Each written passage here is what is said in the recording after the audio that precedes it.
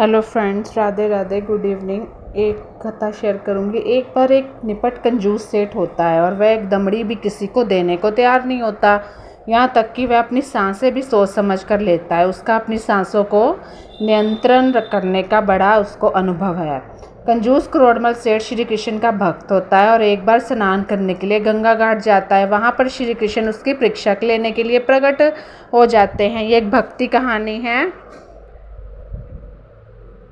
ठीक है। कंजूस सेठ और कृष्ण जी की। जब वह गंगा जी में डुबकी लगाने के लिए अंदर जाता है तो एकदम श्री कृष्ण जी उसके सामने एक पंडित के रूप लेकर प्रकट हो जाते हैं। मतलब दमड़ी जाए पर वचन न जाए,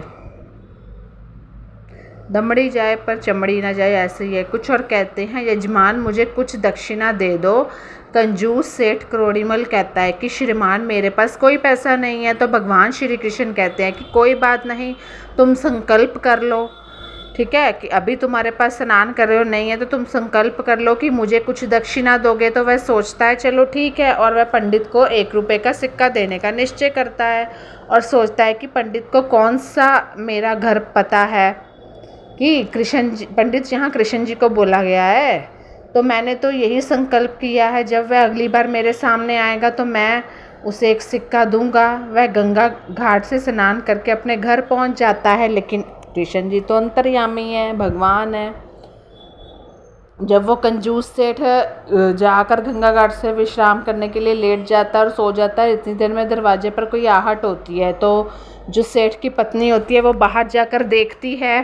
क्या देखती है कि कोई एक पंडित भगवान कृष्ण जी के रूप में, एक भगवान श्री कृष्ण पंडित के रूप लेकर उसके घर के दरवाजे के बाहर पहुंच जाते हैं। तो पंडित उसकी पत्नी से कहता है कि यजमान जी ने मुझे 1 रुपये का सिक्का देने का संकल्प किया था, यानी कि पंडित यहाँ श्री कृष्ण जी को बोला गया है। उन्हें बोलो मैं आ गया हूँ, वह सिक्का मुझे दे दो। जब कंजूस सेठ करोड़ीमल की पत्नी जाकर उससे कहती है कि आपने क्या किसी से कोई संकल्प किया था, तो संकल्प तो किया होता है उन्होंने गंगा घाट में स्नान करते समय। तो सेठ ने कहा सुबह एक पंडित को बोला था तुम्हें 1 रुपये सिक्का दूंगा। पत्नी बोली कि अब वह बाहर आ गया है और अपना सिक्का मांग रहा है। तो सेठ बोलता है जाकर कह दो कि मैं बीमार हूँ, फिर कभी आना।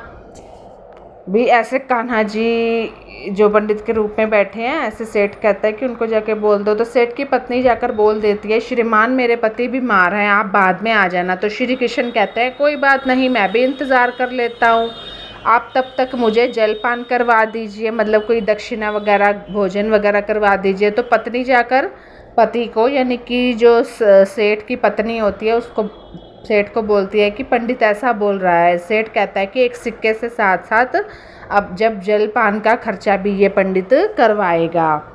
सेठ अपनी पत्नी से कहता है कि तुम जाकर बोल दो कि सेठ जी मर गए। उसकी पत्नी कहती है कि आप ये क्या बोल रहे हो।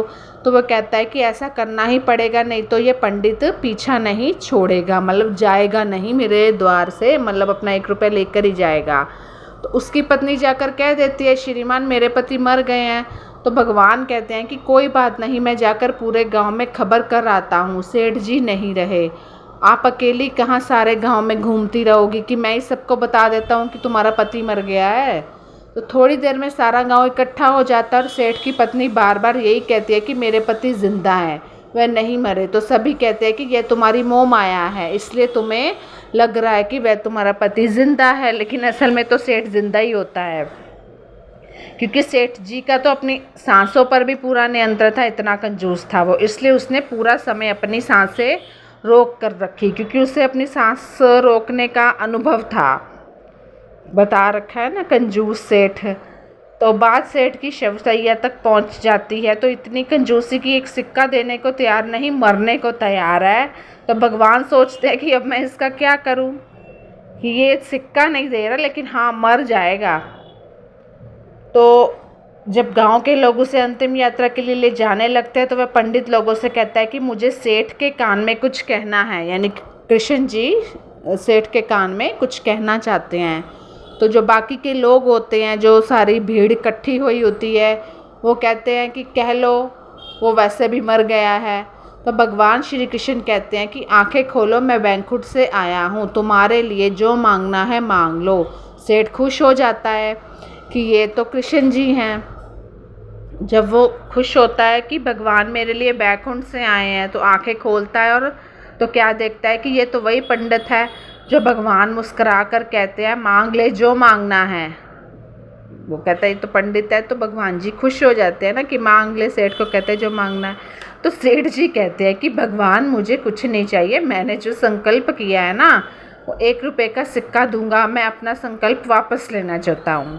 तो अब ईश्वर क्या करे, जब इतनी कंजूसी तुम दिखा रहे हो, तो भगवान कहते हैं तथास्तु। देखो ये कितनी अच्छी कहानी है कि वो कहते हैं ना प्राण जाए वचन ना जाए, इसमें भी कुछ ऐसा है। वो मैं आपको डिस्क्रिप्शन बॉक्स में कोटेशन डालूँगी तो आपको समझ आ जाएगी। धन्यवाद। मुझे ज़रूर बताइएगा आपको स्टोरी कैसी लगी और आपका दिन मंगलमय हो। Good night.